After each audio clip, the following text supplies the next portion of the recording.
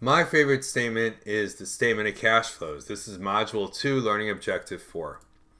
The thing about the statement of cash flows is that it provides sort of a similar picture, like an alternative reality of the company. So income statement is based on the accrual method. We recognize revenues when the company does what it's supposed to do to earn the money. And the expenses are matched up to the revenues. The statement of cash flows, on the other hand, is an alternative reality where money comes in and money goes out.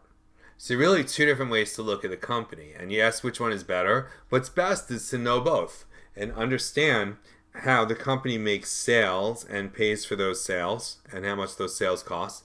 And also to understand the company as an entity that needs to bring in cash and needs to also pay cash. And you need to understand the company from both of those points of view. The cash flow statement follows this beloved format that we're talking about here of operating, investing, and financing activities. Operating activities, again, relate to day-to-day business, what we do to make money. So Apple sells stuff and they sell digital content at a cost. And that's Apple's operations. Investing means that you have to buy certain things in order to make money. You have to own certain things.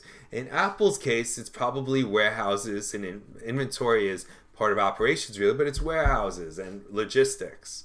Financing activities is you have to raise capital, and capital can come either from stockholders or from long-term debt. So we have these three categories again, and we've talked about planning because planning is necessary in order to make all of this work. And here you can see a short summary. There's going to be more detail later on of operating, investing, and financing. And you can see here that Apple's operations threw off $81 billion in cash. It invested $56 billion, and it paid out $17 billion for its financing activities. That would be dividends and interest usually.